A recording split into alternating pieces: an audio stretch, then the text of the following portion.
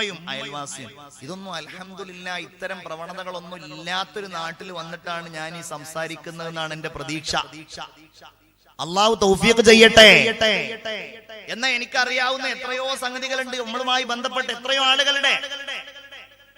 ഒരു മരത്തിന്റെ കൊമ്പ് ഇങ്ങനെ വളർന്ന് അയൽവാസിയുടെ വീട്ടിലേക്ക് വന്നതിന്റെ പേരിൽ പോലീസ് കേസ് ഉണ്ടായി. മനസ്സിലാകുന്നുണ്ടോ? ഒരു മരം വളർന്ന് വളർന്ന് വളർന്നത് കുറച്ചും കൂടെ വലുതായി അവസാനം അതിർത്തി ഭേദിച്ച് ഇങ്ങോട്ട് വന്നു. അതോടെ അവർ തമ്മിൽ ഭയങ്കര ആലോചിച്ച് നോക്കി. ഒരു ഇഞ്ച് ഭൂമിക്ക് വേണ്ടിയിട്ട് കലഹം. ഇയാള് മതിൽ കെട്ടാൻ ഒരുങ്ങിയതാണ്. അപ്പൊ ഇങ്ങനെ വരുമ്പോ അതിന്റെ പിന്നെ ഈ പഴയ കാലത്തുള്ള അതിർത്തികളൊന്നും ചിലപ്പോ അത്ര സൂക്ഷ്മാവൂല. അങ്ങനെ ബഹളം. എന്താ കാര്യം? ഒരു ഇഞ്ച്, ഒരംശം, ഒരൽപ്പം. ഓ നാളെ അങ്ങ് മരിക്കുമ്പോ എല്ലാം കൂടെ ഈ ഇഞ്ചടക്കം കൊണ്ടുപോവല്ലേ. ഇത് കണ്ട് വളരുന്ന നമ്മുടെ മക്കൾക്ക് എങ്ങനെയാ പകല്ലാതിരിക്കുക? വേറെ ചില ഉപമാരുണ്ട്, ഹസദ് പഠിപ്പിക്കും മക്കളെ. കണ്ടില്ലേ അവന്റെ അയൽവാസിയുടെ മോന് കണ്ടില്ലേ എന്തൊരു മാർക്കാ പരീക്ഷയില്, എന്തൊരു പാട്ടാണ്, എന്തൊരു പ്രസംഗാണ്, അവൻ എത്ര സ്മാർട്ടാണ്. നിനക്കൊന്നുമില്ല, നീ പഠിക്കുന്നില്ല, നീ എഴുതുന്നില്ല. നിങ്ങളുടെ മക്കളെ വിഡ്ഢികളാക്കുന്ന വർത്തമാനമാണ്. പരമ്പരയായിട്ട് നിങ്ങൾ ഒന്നും അവർക്ക് കൊടുത്തില്ല എന്നുണ്ടെങ്കിൽ ഈ സ്വഭാവം അവരിൽ നിലനിന്നു. പേടിക്കണ്ട, ഉണ്ടെങ്കിൽ മാറ്റണം.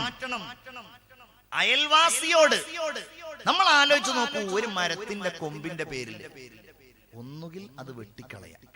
നമ്മളുടെ വീട്ടിൽ നിന്ന് അങ്ങോട്ടാണെങ്കിൽ അത് വെട്ടിക്കളയാം. ഇനി അയൽവാസിയുടെ വീട്ടിൽ നിന്ന് ഇങ്ങോട്ടാണെങ്കിൽ എന്താ ചെയ്യാ? അത് പറഞ്ഞിട്ട് കേൾക്കുന്നില്ല എന്നുണ്ടെങ്കിൽ അസ്വബ്റു നിസ്ഫുൽ ഈമാൻ, അതാ മാർഗം. അല്ലാതെ പോലീസ് സ്റ്റേഷനിൽ പോവലല്ല, കലഹണ്ടാക്കലല്ല, തെറ്റി നിൽക്കലല്ല. ചിന്തിക്കണം നമ്മള്. ഇന്ന് എവിടെ നിൽക്കുന്നു നമ്മുടെയൊക്കെ സമൂഹം? മഹാനായ ഒരു പണ്ഡിതൻ, അദ്ദേഹത്തിന്റെ വീടിന്റെ തൊട്ടടുക്കൽ താമസിച്ചിരുന്ന ജൂതനായ മനുഷ്യൻ തന്റെ വീട് വിൽക്കാൻ വേണ്ടി ഒരുങ്ങി, തന്റെ ഭൂമി വിൽക്കാൻ വേണ്ടി ഒരുങ്ങിയപ്പോ സാധാരണ ആ നാട്ടിലുള്ള ഭൂമിയുടെ വിലയേക്കാൾ ഇരട്ടി വില പറയാൻ ആളുകൾ ചോദിച്ചു. ഇതെന്താ ഇത്ര വലിയ വില? അവ പറഞ്ഞു, ആ ഭൂമിക്ക് എങ്ങനെ വില കൂടാതിരിക്കും? അപ്പൊ നമ്മളുടെ നാട്ടിലൊക്കെ എങ്ങനെയാണ് ഭൂമിക്ക് വില കൂടുക? അടുത്ത് റോഡുണ്ട്. ഇപ്പൊ റോഡുണ്ടെങ്കിൽ കുറച്ച് വില കുറയട്ടെ, കാരണം എപ്പോഴാ റോഡ് വീതി കൂടുകയെന്ന് അറിയില്ല. റോഡുണ്ട്, തോടുണ്ട്, പള്ളിയുണ്ട്, അതുപോലെ മദ്രസ ഉണ്ട്, ഇങ്ങനെയൊക്കെ പറഞ്ഞിട്ടാണല്ലോ. ഈ മനുഷ്യൻ പറയാണ് ആ ഭൂമിക്ക് വില കൂടാനുള്ള കാരണം എന്താണെന്നറിയോ? അതിന്റെ തൊട്ടടുക്കൽ താമസിക്കുന്നത് ഈ മഹാനായ മനുഷ്യനാണ്. പള്ളിപ്പുഴയിലെ ഈ മജ്‌ലിസിലിരിക്കുന്ന മുഅ്മിനീങ്ങളെ നമുക്ക് പറയാൻ കഴിയോ എന്നെ കുറിച്ച് എന്റെ അയൽവാസി അങ്ങനെ പറയുമെന്ന്? നമ്മുടെ ശല്യം കാരണം വീട് വിട്ടു പോകുന്ന അയൽവാസികൾ ഉണ്ടാവരുത്. നമ്മൾ പ്രത്യേകിച്ച് ഞാൻ ഒന്നുകൂടെ പറയാം, നമ്മളുടെയൊക്കെ ഒരു ജീവിത രീതി പ്രകാരം അയൽവാസി എന്നുള്ള ബന്ധത്തോടൊപ്പം കുടുംബ ബന്ധം എന്നൊരു ബന്ധം കൂടെ ഉണ്ടാവും. അല്ലേ? ജ്യേഷ്ഠന്റെ വീട്, അനുജന്റെ വീട് എല്ലാം തൊട്ടടുക്കൽ ഇങ്ങനെ ഉണ്ടാവും. ജ്യേഷ്ഠന്റെ വീട് ഇത്, അനുജന്റെ വീട് അത്. ഖുർആൻ പറയുന്നു അവരോട് രണ്ട് ബാധ്യതയുണ്ട്. എന്താണ്? വൽ ജാരിദിൽ ഖുർബാ, കുടുംബ ബന്ധമുള്ള അയൽവാസി, ജ്യേഷ്ഠൻ, അനുജൻ, സഹോദരൻ, വാപ്പായുടെ സഹോദരൻ, അങ്ങനെയുള്ള വലിയ ബന്ധങ്ങളുണ്ടല്ലോ, അവനോട് രണ്ട് ബാധ്യതയാണ്. വൽ ജാരിൽ ജുനുബി, അകന്ന അയൽവാസി എന്ന് പറഞ്ഞാൽ ബന്ധമില്ലാത്ത അയൽവാസി, കുടുംബ ബന്ധമില്ലാത്ത അയൽവാസി. ഇയാളോട് അയൽവക്കത്തെ ബന്ധവും അതുപോലെ കുടുംബ ബന്ധവും നീ പാലിക്കണമെന്നാണ് പരിശുദ്ധ ഖുർആനിൽ അല്ലാഹു തമ്പുരാൻ പറയുന്നത്. ഇസ്ലാമിന്റെ ദർശന പ്രകാരം നീ വീട് പണിയുമ്പോ നിന്റെ അയൽവാസിയുടെ വീടിന് ഒരു പ്രയാസമുണ്ടാകുന്ന രീതിയിൽ, കാറ്റ് തടയുന്ന രീതിയിൽ നീ വീട് പണിയാൻ പാടില്ല. ചിന്തിക്കണം. നമ്മൾ കാരണം നമ്മുടെ അയൽവാസിക്കും കൂടെ സമൃദ്ധി ഉണ്ടാകണം. നമ്മൾ കാരണം നമ്മുടെ ചുറ്റുപാടുകളിലുള്ളവർക്ക് സന്തോഷമുണ്ടാകണം. നമ്മൾ കാരണം പടച്ചോനെ ഇവന്റെ അടുക്കലാണല്ലോ ഞാൻ താമസിക്കുന്നത്, അങ്ങനെ ഉണ്ടാവാൻ പാടില്ല. ഹബീബായ മുഹമ്മദ് മുസ്തഫ സല്ലല്ലാഹു അലൈഹി വസല്ലമ തങ്ങൾ പറയുകയാണ്, അർബഉം മിൻ സഅദത്തിർ റജുലി, ഒരു മനുഷ്യന്റെ ഭാഗ്യം, സൗഭാഗ്യം 4 എണ്ണമാണ്. ഒരാൾക്ക് സൗഭാഗ്യം കിട്ടിയത് 4 കാര്യങ്ങൾ അയാൾക്ക് കിട്ടിയോ എന്ന് നോക്കിയിട്ടാണ്. ഇത് ഞാൻ പറഞ്ഞു കഴിഞ്ഞാൽ നിങ്ങൾക്ക് എല്ലാവർക്കും മനസ്സിലാക്കാൻ കഴിയും ഞാൻ ഭാഗ്യവാനാണോ അല്ലേ എന്ന്. ഞാൻ അത്ര നേരം പറഞ്ഞപ്പോഴേക്ക് കുറെ ആളുകൾക്ക് ഉറക്കം വന്നോ എന്ന് ഞാൻ സംശയിക്കുകയാണ്. ഉറക്കം വന്നോ? ഇല്ല, അൽഹംദുലില്ലാ. അപ്പൊ ആ പറഞ്ഞ ആൾക്ക് ഏതായാലും വന്നിട്ടില്ല. പറയാത്ത ആൾക്കാർക്ക് ഇനി ഉറക്കം വരുന്നുണ്ടോ എന്നുള്ളത് നമുക്ക് നോക്കണം എന്നുണ്ടെങ്കിൽ ഒന്ന് എഴുന്നേറ്റ് നിൽക്കാൻ പറഞ്ഞാൽ എല്ലാവർക്കും റാഹത്ത്. ഞാൻ പ്രസംഗം തുടങ്ങിയിട്ട് ഇപ്പൊ എത്ര നേരമായി? അരമണിക്കൂറായോ? നിങ്ങൾ ആരും സമയം നോക്കിയിട്ടില്ല, പറയണതിരുന്ന് അങ്ങനെ കേൾക്കുക. 1 മണിക്കൂർ കറക്റ്റ് ആണോ? 1 മണിക്കൂറാണ്. ഇൻഷാ അല്ലാഹ് ഇനി 1 മണിക്കൂറും കൂടെ പോകുന്നു തോന്നുന്നുണ്ടല്ലേ? ഇൻഷാ അല്ലാഹ് അല്ലാഹു തആല സ്വീകരിക്കട്ടെ. അല്ലാഹു ഈ പറയുന്ന കാര്യങ്ങളൊക്കെ ജീവിതത്തിൽ അല്ലാഹു നമുക്ക് വലിയ വെളിച്ചമാക്കി തരട്ടെ. നമ്മുടെ ജീവിതത്തിലും സാമൂഹികമായ നമ്മുടെ ചുറ്റുപാടുകളിലൊക്കെ അല്ലാഹു വലിയ ബറക്കത്ത് തരട്ടെ. അപ്പൊ നമുക്ക് എഴുന്നേറ്റ് നിന്ന് ചെറിയൊരു സ്വലാത്ത് ചൊല്ലിയാലോ?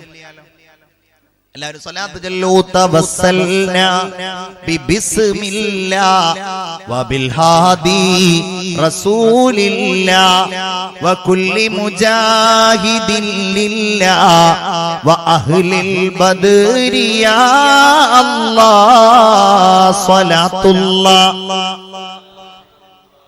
അലാ ത്വാഹ റസൂലില്ലാഹ് സ്വലാത്തുല്ലാഹ് സലാമുല്ലാഹ് അലാ യാസീൻ ഹബീബില്ലാഹ്. ഉറക്ക് അശ്രദ്ധ രണ്ടും പോയവര് മാത്രം ഇരിക്കി, അല്ലാത്തവർക്ക് നിൽക്കാനും സൗകര്യമുണ്ട്, കിടക്കാനും സൗകര്യമുണ്ട്. എല്ലാവരും പോയോ? അൽഹംദുലില്ലാ, ഉറക്കൊക്കെ പോയി എല്ലാരും ഉണർന്ന സ്ഥിതിക്ക് സഹോദരിമാരെ, നിങ്ങളെ ഞങ്ങൾ കാണുന്നില്ല എന്നുണ്ടെങ്കിലും നിങ്ങളൊക്കെ അവിടെ ഉറങ്ങാതിരിക്കുന്നുണ്ടാവുന്നതാണ് ഞങ്ങളുടെയൊക്കെ പ്രതീക്ഷ. ഇൻഷാ അല്ലാഹ് ബക്കറ്റുമായിട്ട് നമ്മുടെ സുഹൃത്തുക്കളുടെ അടുക്കൽ. അവരുടെ പേരെന്താണ്? അബ്ദുൽ ഹമീദ് സാഹിബാണ്.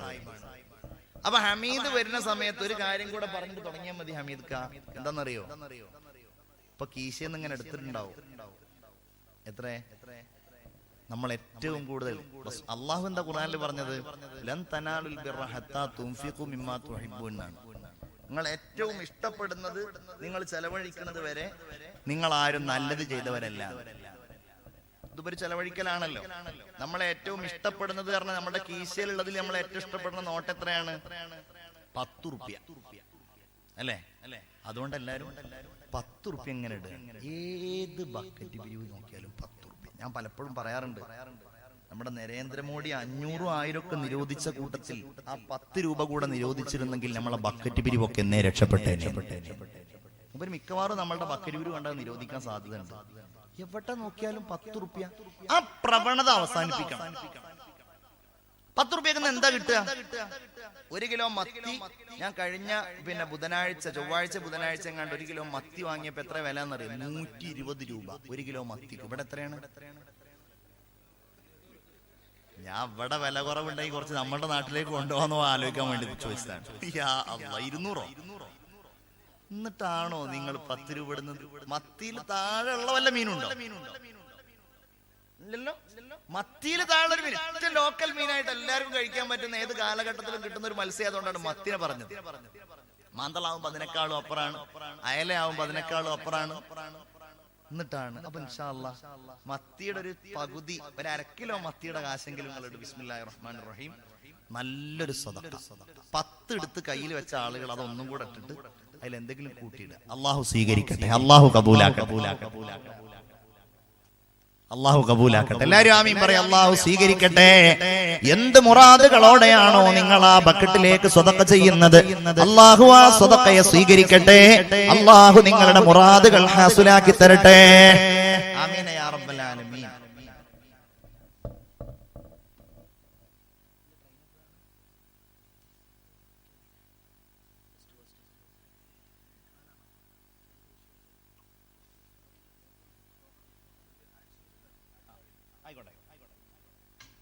അപ്പൊ നമ്മൾ പറഞ്ഞുകൊണ്ട് വന്നത് എന്താ? അപ്പൊ ഞാൻ ഈ ഇത് പറയുന്നതിന്റെ മുമ്പ് എന്താണ് പറഞ്ഞത് നിങ്ങൾ പറയണം. ഞാൻ എന്ത് പറഞ്ഞിട്ടാ നിർത്തിയത്?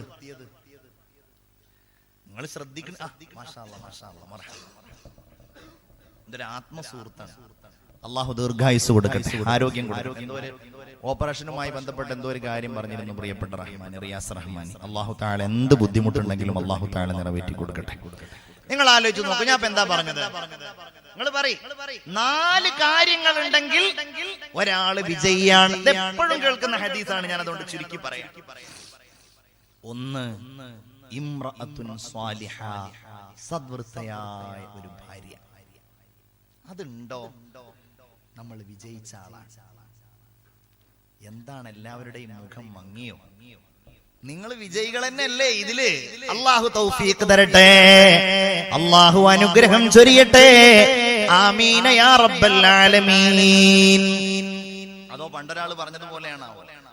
പണ്ടൊരാൾ കാര്യമായി വാള് പറഞ്ഞുകൊണ്ടിരിക്കുകയാണ്, ഭയങ്കര വാൾ, ഉസ്താദ് ഭയങ്കര വാൾ. വാളിന്റെ ഇടയില് ഉസ്താദ് അവറുകൾ വാളൊക്കെ കഴിഞ്ഞിട്ട് ദുആ ചെയ്യാൻ പറഞ്ഞപ്പോൾ ഒരു സഹോദരിയുടെ ഭാഗത്ത് നിന്ന് ഒരു 250 രൂപയുടെ ഒരു സദഖ. ഉസ്താദെ കാര്യമായിട്ട് ദുആ ഇറക്കണം, എനിക്ക് എന്റെ ഭർത്താവിനോടൊപ്പം സ്വർഗത്തിൽ ഒരുമിച്ച് കൂടാൻ ആഗ്രഹമുണ്ട്, സംഭാവന 250 രൂപ. ഉസ്താദിന് ഭയങ്കര സന്തോഷമായി, കാരണം വാള് സ്വീകരിച്ചതിന്റെ അടയാളാണല്ലോ. അങ്ങനെ ഉസ്താദ് ഇങ്ങനെ ദുആ ഇറക്കുന്നതിന്റെ ഇടയിലുണ്ട് ആണുങ്ങളുടെ ഭാഗത്ത് നിന്ന് 500 രൂപയുടെ വേറെ ഒരു സദഖ. ഉസ്താദെ നേരത്തെ ചെയ്ത ദുആ സ്വീകരിക്കാതിരിക്കാൻ വേണ്ടി അങ്ങ് ദുആ ഇറക്കണം. ഞാൻ ഈ സ്ത്രീയുടെ ഭർത്താവാണ്, സ്വർഗത്തിൽ ദുന്യാവ് തന്നെ എങ്ങനെയാ പോണെന്ന് അറിയില്ല, സ്വർഗത്തിലെങ്കിലും ഒന്ന് സമാധാനം ആയിക്കോട്ടെ. തമാശയായിട്ട് പറയണമെന്നുണ്ടെങ്കിലും അങ്ങനെയുള്ളവരാണോ? അല്ല. ഏതായാലും അത് വിജയത്തിന്റെ അടയാളമാ. 1 അൽ മർഅത്തു സ്വാലിഹ, രണ്ടാമത്തേത് വൽ ജാറു സ്വാലിഹ്, നല്ല അയൽവാസി ഒരാൾക്കുണ്ടാവുക. നല്ല ചുറ്റുപാടുകളിലുള്ളവർ, അത് മുസ്ലിം ആവട്ടെ മുസ്ലിങ്ങളല്ലാത്തവരാകട്ടെ, സന്തോഷമുള്ളാകുന്നവരുണ്ടാവുക, ആനന്ദമുണ്ടാക്കുന്നവരുണ്ടാവുക, ആഹ്ലാദകരമായ ജീവിതമുണ്ടാക്കുന്നവരുണ്ടാവുക. ഞാൻ എന്നെ കുറിച്ച് പറയാമല്ലോ, എന്റെ ചുറ്റുപാടുകളിലുള്ള അയൽവാസികൾ മുഴുവൻ മുസ്ലിങ്ങളല്ലാത്തവരാണ്. എന്റെ വീടിന്റെ മുകളിലുള്ളവൻ ഒരു മുരളിയാണ്, അതിന്റെ ഇപ്പുറത്തുള്ളത് ഒരു ദേവകിയുടെ വീടാണ്, അതിന്റെ ഇപ്പുറത്തുള്ളത് ഒരു മുസൽമാനായ എന്റെ ബന്ധുവായ ഒരു ഉസ്മാന്റെ വീടാണ്. ഞാൻ എപ്പോഴും ചിന്തിക്കാറുണ്ട്, അല്ലാഹുവേ, ഒരു മതമാവണമെന്നില്ലല്ലോ സ്നേഹം പങ്കുവെക്കാൻ, സൗഹാർദ്ദം പങ്കുവെക്കാൻ, പരസ്പരമുള്ള ഇഷ്ടം പങ്കുവെക്കാൻ. അതാർക്കുമാകാമല്ലോ, മനുഷ്യനായാൽ മതിയല്ലോ. ജാതിയുടെയും മതത്തിന്റെയും അതിർവരമ്പുകൾ മാറ്റിവെച്ച് അയൽവാസി എന്ന ആ സ്നേഹം കൊണ്ട് ആ ബന്ധങ്ങളെ നിബദ്ധമാക്കുവാൻ വേണ്ടി നമ്മെ പഠിപ്പിച്ചു ആദരവായ നബി മുഹമ്മദ് മുസ്തഫ സല്ലല്ലാഹു അലൈഹി വസല്ലം. അവനെ ബഹുമാനിക്കാൻ പഠിപ്പിച്ചു അല്ലാഹുവിന്റെ ദീൻ. അപ്പൊ നല്ല അയൽവാസി ഉണ്ടാവുക. മൂന്നാമത്തേത് എന്താണ്? മൂന്നാമത്തേത് അവിടെ നിൽക്കട്ടെ. നാലാമത്തേത് വൽ മർകബുൽ ഹനീ, വൽ മർകബുൽ ഹനീ, ഇണങ്ങിയ ഒരു വാഹനം ഉണ്ടാവുക. മൂന്നാമത്തേത് വൽ മസ്കനുൽ വാസിഅ, വേറെ ഹദീസിൽ വദ്ദാറുൽ വാസിഅ, വിശാലമായ വീട്. ഇവിടെയാണ് നമ്മളൊക്കെ പെടാറുള്ളത്. നമ്മുടെ മനസ്സിനാണ് വിശാലത. ഞാനൊരാളുടെ വീട്ടിൽ പോയി. ആ വീട്ടിൽ പോയപ്പോ എന്നെ സംബന്ധിച്ചിടത്തോളം കാഴ്ചയിലത് ചെറിയ ഒരു വീടാണ്, പക്ഷെ ആ മനുഷ്യന്റെ മനസ്സ് വളരെ വിശാലമാണ്. കാരണം അയാൾക്ക് ആ വീട് എല്ലാ സൗകര്യമുള്ള വീടായിട്ട് അനുഭവപ്പെടുന്നു. നിങ്ങളുടെ വീടുകളെ കുറിച്ച് ആലോചിക്കുക.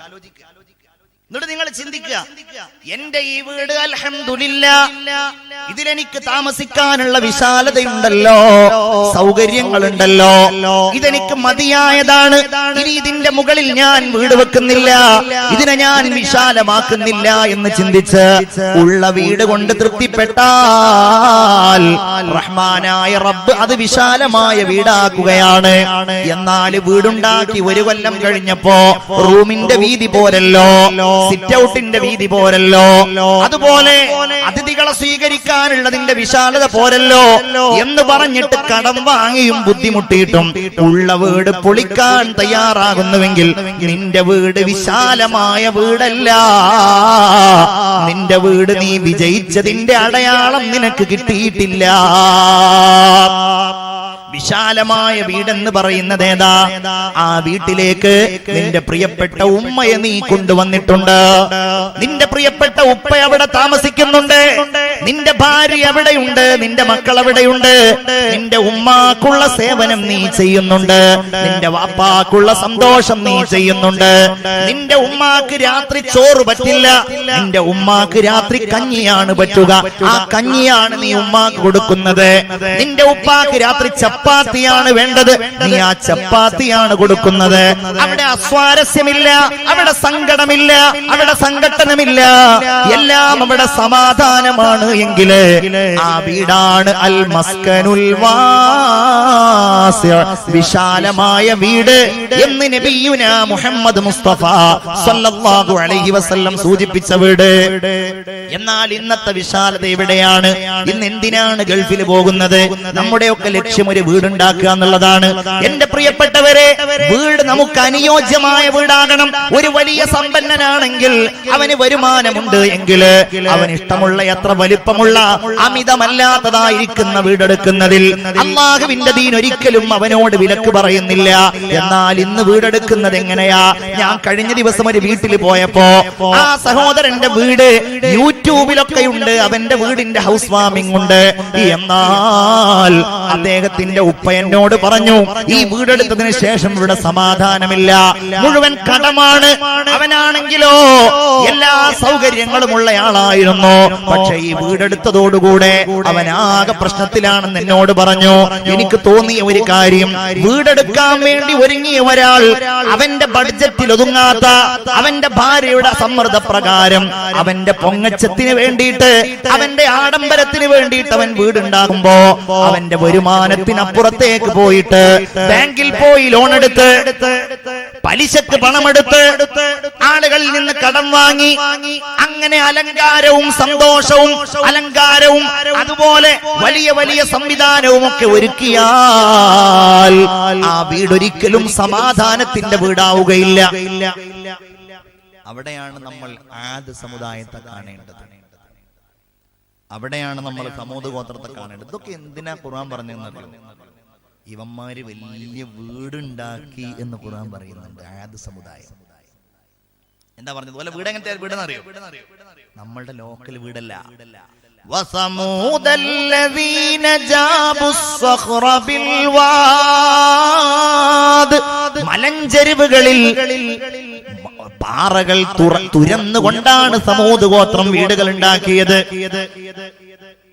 ആദ് സമുദായോ ഇറമദാത്തിൽ ഇമാദ്, വലിയ വലിയ തൂണുകൾ ഉണ്ടായിരുന്നു അവരുടെ വീടുകൾക്ക്. മഹാനായ സയ്യിദുനാ ഹൂദ് നബി അലൈഹിസ്സലാം അവരോട് ചോദിക്കുകയുണ്ടായി, അല്ലയോ സമുദായമേ, നിങ്ങൾ എന്തിനാണ് ഇത്രയും വലിയ വീടുകൾ ഉണ്ടാക്കുന്നത്? നിങ്ങൾ എന്തിനാണ് ഇത്രയും വലിയ കൊട്ടാരങ്ങൾ ഉണ്ടാക്കുന്നത് എന്നവരോട് ചോദിച്ചപ്പോൾ ഹൂദ് നബി അലൈഹിസ്സലാമിനെ പരിഹസിച്ച് കളിയാക്കി വിട്ട അവരുടെ ഏറ്റവും വലിയ മാതൃകയാണ് പ്രത്യേകിച്ച് കേരളത്തിലുള്ള നമ്മൾ പിന്തുടരുന്നത്. ഞാൻ പറയണത്, ഒരു വീട്, നല്ലൊരു സൗകര്യമുള്ള വീട് ഉണ്ടാക്കുക എന്നുള്ളതിന് ഒരിക്കലും നമ്മൾ എതിർക്കല്ല. പക്ഷെ ആ വീട് പലിശയിൽ അധിഷ്ഠിതമാകരുത്. അള്ളാഹു നമ്മളെ കാക്കട്ടെ. ആ വീട് പൊങ്ങച്ചത്തിന്റെ വീടാകരുത്. അള്ളാഹു നമ്മളെ കാക്കട്ടെ. എനിക്ക് വലിയൊരു വീടുണ്ടാവണം, അതല്ല, എനിക്കൊരു വീടുണ്ടാവണം എന്റെ ബഡ്ജറ്റില്, എന്റെ സൗകര്യത്തില്, എന്റെ റാഹത്തിൽ ഒതുങ്ങിയൊരു വീട്. അതാ നിയ്യത്ത്. ഈ നാട്ടിൽ ഏറ്റവും വലിയ വീട്, ഈ ഏറ്റവും വലിയ സൗകര്യം, അങ്ങനെയൊക്കെ ആക്കുമ്പോഴാണ് അള്ളാഹു തആല പരീക്ഷിക്കുക. ചിന്തിച്ചു നോക്കൂ നിങ്ങൾ. അള്ളാഹു തആല എന്താണ് സമൂഹ ഗോത്രത്തെ കാണിച്ചത്? എന്താണ് ആദ് സമുദായത്തെ കാണിച്ചത്? ഖിയാമത്ത് നാളിന്റെ അടയാളം എന്താണ്? ഖിയാമത്ത് നാളിന്റെ അടയാളം മനുഷ്യന്മാര് വലിയ വീടെടുക്കുന്നുള്ളതാണ്. ഞാൻ പറയുന്നത്, നമ്മൾ വലിയ വീട്, ചെറിയ വീട് ഉണ്ടാക്കിയോ വലിയ വീട് ഉണ്ടാക്കിയോ അവരല്ല ഞാൻ പറയണത്. ഞാൻ പറയണത് ഈ രണ്ട് സ്വഭാവം, ഒന്ന് പൊങ്ങച്ചത്തിനും രണ്ടാമത് എന്തിനും, രണ്ടാമത് പലിശയിൽ അധിഷ്ഠിതമായതും. ഒരു വീടുണ്ടാക്കുമ്പോ അത്യാവശ്യം ചില്ലറെ കടം വാങ്ങുക എന്നുള്ളതൊന്നും ഒരു പ്രശ്നമുള്ള കേസായിട്ടല്ല ഞാൻ പറയണത്. കടം വാങ്ങാതെ ഒരു വീടുണ്ടാക്കാൻ കഴിയാന്നുള്ളത് അപൂർവമായ ഒരു സംഗതിയാണ്. നമ്മളൊക്കെ ചെറിയ ചെറിയ വീടുണ്ടാക്കേണ്ടി വരും, എല്ലാവരുടെയും ഏറ്റവും വലിയ സ്വപ്നല്ലേ. പക്ഷെ അള്ളാഹു നിഷിദ്ധമാക്കിയ പലിശയും അതുപോലെ പൊങ്ങച്ചവും, ഇത് രണ്ടും ഉണ്ടെങ്കിൽ അവന്റെ കാര്യം പോയി. നമ്മളുടെയൊക്കെ മനസ്സിൽ അങ്ങനെ വല്ലതുണ്ടെങ്കിൽ ഇപ്പോഴേ നമ്മളങ്ങ് ഒഴിച്ചു വിട്ടോ. കാരണം എന്താണെന്നറിയോ, നമുക്കൊക്കെ ഉള്ള ഒരു വീട് അറിയാലോ, എത്ര വലിയ വീട്ടുകാരനാണെങ്കിൽ ഉള്ളൊരു വീട് അറിയാലോ. നാളെ കിടക്കുന്ന വീട് ഖബറെന്ന മണ്ണാറക്കൂട്, അവിടേക്ക് പോകാനുള്ളതാണ്. 6 കാലുള്ളൊരു കട്ടിലേറ്റി ആളുകൾ മെല്ലെ നടന്നിടുന്നു. ഇരുളാൽ പെയിന്റിട്ട വീട് ഖബറെന്ന മണ്ണാറക്കൂട്. വലിയ വീടുണ്ടാക്കിയിട്ട് ആ വീടുകൾ ഇങ്ങനെ ലൈറ്റ് അറേഞ്ച്മെന്റുകളൊക്കെ ചെയ്ത് ആ വീട്ടിലേക്ക് കടന്നു വരുന്നവർക്കൊക്കെ വലിയ അത്ഭുതം തോന്നി. പണക്കാരല്ലാത്ത ആളുകൾ ആ വീട്ടിലേക്ക് വരുമ്പോ അവരെ പുച്ഛത്തോടുകൂടെ സമീപിച്ച് സമ്പന്നരായ സമ്പന്നരല്ലാത്ത അനുജനെയും ജ്യേഷ്ഠനെയും ഒക്കെ അകറ്റി നിർത്തിയിട്ട് അങ്ങനെയുള്ള ഒരു പൊങ്ങച്ചമുണ്ടല്ലോ. മുഅ്മിനേ, പള്ളിപ്പുഴയിലെ മുഅ്മിനീങ്ങളെ, പള്ളിപ്പുഴയിലെ ഉമ്മമാരെ, അങ്ങനെയൊക്കെയുള്ള സ്വഭാവമാണ് എങ്കിൽ നമ്മളൊന്ന് ചിന്തിക്കുക. എന്റെ ഈ സുന്ദരമായ വീട്ടിൽ വെച്ച് ഞാൻ അങ്ങ് മരിച്ചു പോയാൽ എന്നോടൊരു സഹോദരൻ പറയുകയാണ്, ഉസ്താദേ, ഞങ്ങളുടെ നാട്ടിൽ വലിയ ഒരു വീടിന്റെ ഉടമയുണ്ടായിരുന്നു. നാട്ടുകാർക്കൊക്കെ ആ വീട്ടിലേക്ക് പോകുക എന്നുള്ളത് വലിയ ഒരു സ്വപ്നമായിരുന്നു. പക്ഷേ വല്ല കാര്യത്തിനും വേണ്ടി ചെന്നാൽ, വല്ല സഹായത്തിനും വേണ്ടി ചെന്നാൽ പുച്ഛിച്ച് പറഞ്ഞേക്കുമായിരുന്നു അയാൾ. അങ്ങനെ ഞങ്ങൾ എല്ലാവരിൽ നിന്നും അയാൾ അകന്നു കഴിഞ്ഞു. അയാൾ ഇങ്ങനെ വലിയ കാറിൽ യാത്ര ചെയ്യും, ഞങ്ങളുമായിട്ടൊന്നും അയാൾ യാതൊന്നും മിണ്ടുകയില്ല. എന്നിട്ട് അവസാനം അയാൾ പറയാണ്, ഈ മനുഷ്യനും മക്കളുമൊക്കെ വലിയ രാജാക്കന്മാരെ പോലെ കഴിഞ്ഞു, എല്ലാവർക്കും അവരെ പുച്ഛമാണ്, എല്ലാവരെയും അവർക്ക് പുച്ഛമാണ്, അയൽവാസികളുമായിട്ടൊന്നും ഒരു ബന്ധവുമില്ല. ആര് കല്യാണത്തിന് വിളിച്ചാലും കത്തവിടെ വെച്ച് പൊക്കോ എന്നാ പറയുക, അവര് ചെല്ലുകയില്ല. ഇനി ചെന്നാൽ തന്നെ അവരൊന്നും കാര്യമായിട്ട് ചെയ്യൂല. അങ്ങനെ ഞങ്ങളിതിങ്ങനെ കണ്ട് അവസാനം പെട്ടെന്നൊരു ദിവസം ആ മനുഷ്യൻ മരിച്ചുപോയി. അല്ലാഹുവേ, മയ്യിത്ത് ആ വീട്ടിൽ ഇങ്ങനെ വെക്കുമ്പോ ഞങ്ങൾ നാട്ടുകാർക്കും പോകാനൊരു താല്പര്യവുമില്ല. അത് അയാളോട് വിരോധമുണ്ടായിട്ടല്ല, നമ്മളുമായിട്ട് ബന്ധമില്ലല്ലോ. അങ്ങനെ അവസാനം പള്ളിയിലെ ഉസ്താദിനെ വിളിച്ചു. പള്ളിയിലെ ഉസ്താദിനെ ഇയാൾ ഒരു ദിവസം എന്തോ പറഞ്ഞ് പുച്ഛിച്ചിട്ടുണ്ടായിരുന്നു. എന്നാലും ഉസ്താദ് ക്ഷമിച്ചു, കൂട്ടുകുടുംബങ്ങൾ ക്ഷമിച്ചു. ഉസ്താദ് തന്നെ നാട്ടിലുള്ള എല്ലാവർക്കും ഫോൺ ചെയ്തിട്ട് ഈ മനുഷ്യന്റെ മയ്യിത്ത് കാണാൻ വരാൻ പറഞ്ഞു. നമ്മളുടെ ഒരു ബാധ്യതയാണല്ലോ. അങ്ങനെ ഇയാൾ മരിച്ചു കഴിഞ്ഞിട്ട് ഇയാളുടെ മകൻ കാര്യങ്ങളൊക്കെ തിരിച്ചറിഞ്ഞു.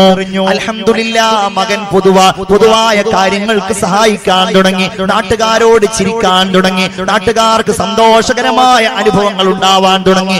ഇന്ന് ആ വീട് ഞങ്ങളുടെ നാട്ടിലെ എല്ലാവരുടെയും മത്താണിയായ ഒരു വീടാണ്, എല്ലാവർക്കും സന്തോഷം നൽകുന്ന ഒരു വീടാണ്.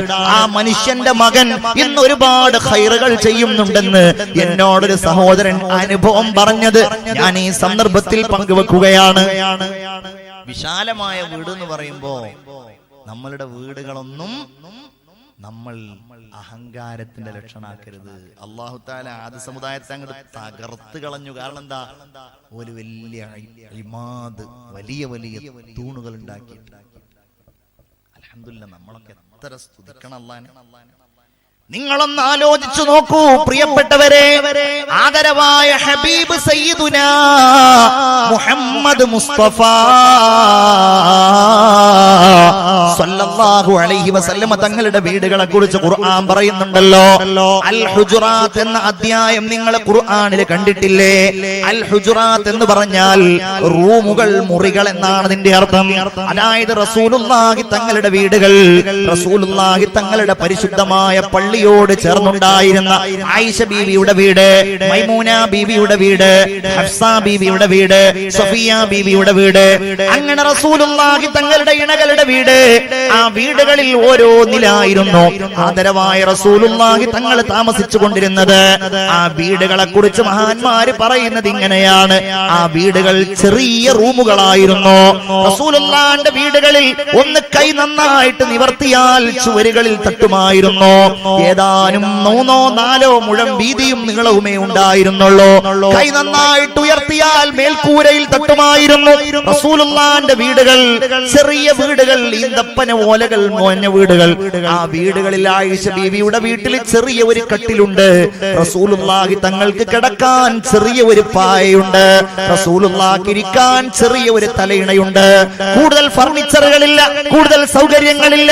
സഹാബു റസൂലിനോട്, റസൂലുള്ളാഹിന്റെ അനുയായികളോട്, അല്ലാഹുവിന്റെ റസൂൽ എനിക്കത് വേണമെന്ന് പറഞ്ഞാൽ, എനിക്ക് നിങ്ങൾ ഇന്നത് കൊണ്ടുതരണമെന്ന് പറഞ്ഞാൽ, എനിക്ക് ഇങ്ങനെ ഒരു കൊട്ടാരം ഉണ്ടാക്കണമെന്ന് പറഞ്ഞാൽ, ഇനി വേണ്ട സഹാബികളോട് വേണ്ട, അല്ലാഹുവിനോടൊന്ന് പറഞ്ഞാൽ ഹബീബായ റസൂലുള്ളാഹിക്ക് അല്ലാഹു അത് നൽകുമല്ലോ. പക്ഷേ റസൂലുള്ളാഹി അത് ആഗ്രഹിച്ചില്ല. ഹബീബായ നബി തിരുമേനി സല്ലല്ലാഹു അലൈഹി വസല്ലമ തങ്ങള് അങ്ങനെയുള്ള വലിയ വീടുകളെ കൊതിച്ചില്ല. മഹാനായ സഈദ് ഇബ്നുൽ മുസയ്യിബ് റളിയല്ലാഹു അൻഹു പറയുകയാണ്, മർവാൻ ഇബ്നു അബ്ദുൽ മലിക്കിന്റെ കാലത്ത് മദീന പള്ളി വികസിപ്പിക്കാൻ വേണ്ടിയിട്ട് റസൂലുള്ളാഹി തങ്ങൾ താമസിച്ചിരുന്ന ഈ മുറികളെല്ലാം പൊളിക്കാൻ തീരുമാനിച്ചു.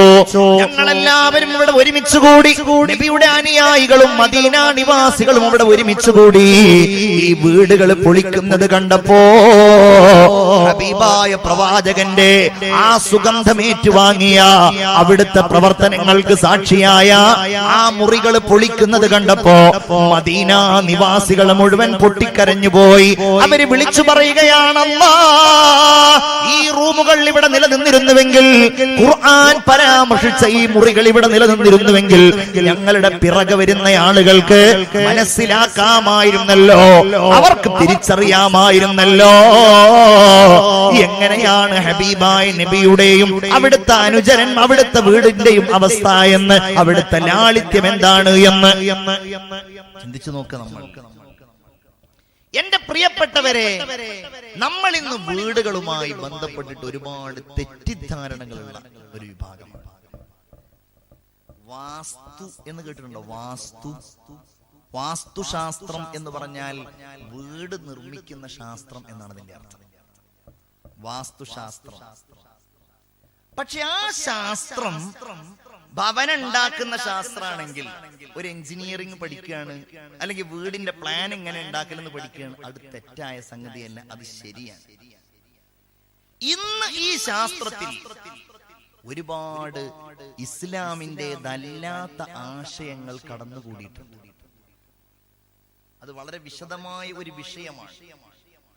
എന്തുകൊണ്ടെന്നാൽ ഈ വാസ്തുശാസ്ത്രവുമായി ബന്ധപ്പെട്ട ഒട്ടനേകം കാര്യങ്ങൾ, ഈ വാസ്തു എന്നത് തന്നെ ഹിന്ദു മിത്തോളജിയിലുള്ള ഒരു പിശാചിന്റെ നാമമാണ്.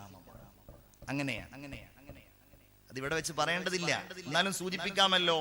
അസുരന്മാരും ദേവന്മാരും തമ്മിൽ ഒരുപാട് യുദ്ധങ്ങൾ ഉണ്ടായി എന്നാണ് കുട്ടികളൊക്കെ വായിച്ചിട്ടുണ്ടാകും. അസുരന്മാരും ദേവന്മാരും തമ്മിലുള്ള യുദ്ധം. ഇതിൽ ആരും ജയിക്കൂല, ആരും തോൽക്കൂല.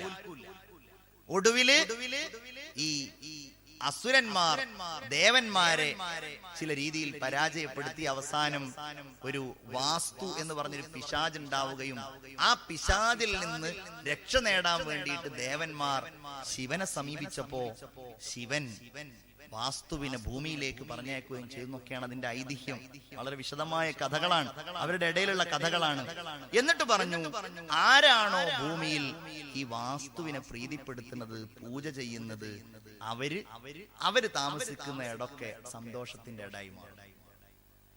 അതുകൊണ്ടാണ് വീടുണ്ടാക്കുമ്പോ ചില ആൾക്കാർ വാസ്തുപൂജ നടത്തുന്നത്. അതുമായി ബന്ധപ്പെട്ടിട്ട് എന്ത് പൂജ ചെയ്യുകയാണെങ്കിലും അശ്ശിർക്കു ബില്ലാഹ്. ശ്രദ്ധിച്ചോളൂ. 1, 2, വീടുമായി ബന്ധപ്പെട്ടിട്ട് നോട്ടവും അതിന്റെ ലക്ഷണം നോക്കലും ഒക്കെ ഇസ്ലാമികമായിട്ട് മഹാന്മാരുമായി ബന്ധപ്പെട്ടിട്ടൊക്കെ നല്ല കാര്യമാണ്. പക്ഷെ ഉണ്ടല്ലോ, വീട്ടുമായി ബന്ധപ്പെട്ട് നമ്മൾ ഇന്ന് കേൾക്കുന്ന പലതും പല മൂലകളുണ്ട്. തെക്ക് പടിഞ്ഞാറ് മൂല, കിഴക്ക് പടിഞ്ഞാറ് മൂല, മറ്റേ മൂല, ആ മൂല, കന്നിമൂല, എന്ത് മൂലയാണെങ്കിലും അതൊക്കെ ഈ മിത്തോളജിയുമായി, ഹിന്ദു മിത്തോളജിയുമായിട്ട് ബന്ധപ്പെട്ടതാണ്. അവരുടെ പുരാണങ്ങളുടെ കഥകളുടെ അടിസ്ഥാനമാണ്. അവരുടെ വിശ്വാസപ്രകാരം ഈ വാസ്തുവിന്റെ പാദം പതിക്കുന്ന ഭാഗമാണ് കന്നിമൂല എന്നാണ്. കന്നിമൂല എന്ന് പറഞ്ഞിട്ടുണ്ടെങ്കിൽ തെക്ക് പടിഞ്ഞാറ് മൂല. ആ മൂലയില് അവിടെ ആ കാല് പതിക്കുന്ന ഭാഗമായത് കൊണ്ട് അവിടെ ബാത്റൂം പാടില്ല, അവിടെ അത് പാടില്ല, ഇത് പാടില്ല. ഇനി വല്ലതും ഉണ്ടായിട്ടുണ്ടെങ്കിൽ അതിന്റെ അടിസ്ഥാനത്തിലാണ് വീട്ടിലുണ്ടാകുന്ന എല്ലാ അവലക്ഷണങ്ങളും തുടങ്ങിയ വിശ്വാസം ഉണ്ടല്ലോ. അങ്ങനെയുള്ള വിശ്വാസങ്ങൾ മുഴുവൻ അനിസ്ലാമികമാണ്. അതൊക്കെ ശിർക്കുമായി ബന്ധപ്പെട്ടതാണ്. നമ്മൾ തന്നെ എന്താണ് കുറെ കാലം എല്ലാരും ഇങ്ങനെ കേട്ടു, നമുക്കും തന്നെ ഒരു വീടുണ്ടാക്കും, ഇനിയിപ്പോ ഒറ്റ വീടാണല്ലോ ഒരിക്കൽ ഉണ്ടാക്കുക. അതുകൊണ്ട് തന്നെ അയാൾ പറയുന്നു, ഇയാൾ പറയുന്നു. ചില മുസ്ലിങ്ങളായ ആളുകൾ പോലും, ആ രംഗത്ത് പ്രവർത്തിക്കുന്ന ആളുകൾ പോലും ഇതിനെയൊക്കെ കൂട്ടുപിടിക്കുന്നതായിട്ട് കാണാൻ കഴിയും. നമ്മൾ അതിലേക്കൊന്നും പോകരുത്. മഹാന്മാരായ ആലിമീങ്ങൾ, സ്വാലിഹീങ്ങൾ, ഇത്തരം കാര്യങ്ങളിൽ നൈപുണ്യം നേടിയ ആളുകൾ ഖുർആനുമായി ബന്ധപ്പെട്ട്, ഹദീസുകളുമായി ബന്ധപ്പെട്ടിട്ട് വല്ലതും പറയുകയാണെങ്കിൽ അത് സ്വീകരിക്കുക.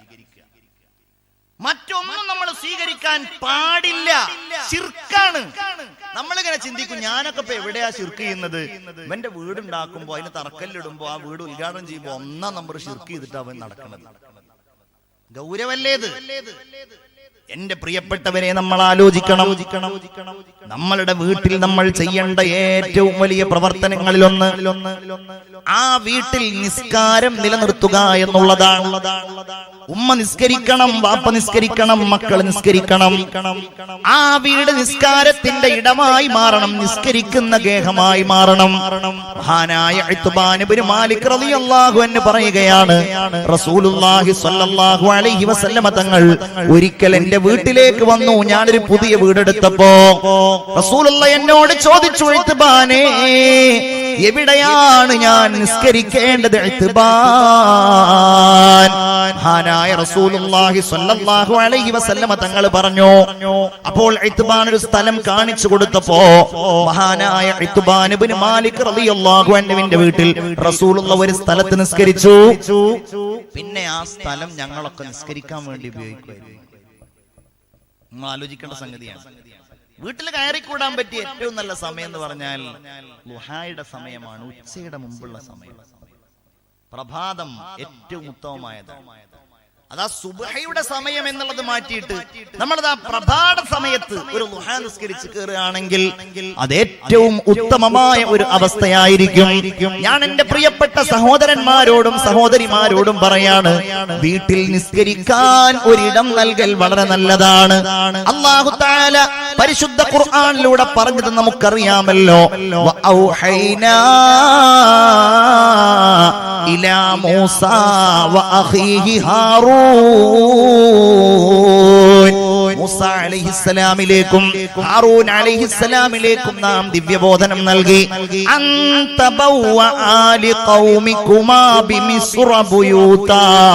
മൂസാ നബിയും ഹാറൂൻ നബിയും നിങ്ങളുടെ ഈ മിസ്റിൽ നിങ്ങൾ വീടുകൾ ഉണ്ടാക്കണം. അവരോട് പറയാണ്, നിങ്ങൾ ഈജിപ്തിൽ വീടുകൾ ഉണ്ടാക്കണം. വജ്അലൂ ബുയൂതകും ഖിബ്ല, നിങ്ങൾ നിങ്ങളുടെ വീടുകൾ അല്ലാഹുവിലേക്ക് മുന്നിടാനുള്ള മാർഗമായിട്ട് നിങ്ങൾ സ്വീകരിക്കുകയും വേണം. നിസ്കരിക്കാത്ത വീടുകൾ ശപിക്കപ്പെട്ട വീടുകളാണ്. സുബഹിക്ക് എഴുന്നേൽക്കാത്ത വീടുകൾ അഭിശപ്തമായ വീടുകളാണ്.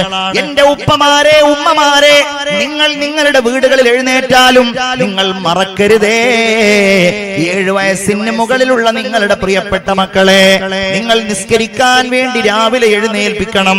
ആ വീടുകളിൽ നിസ്കാരങ്ങളുടെ, ആ വീടുകളിൽ പരിശുദ്ധ ഖുർആനിന്റെ പ്രഭ ഉണ്ടാകണം.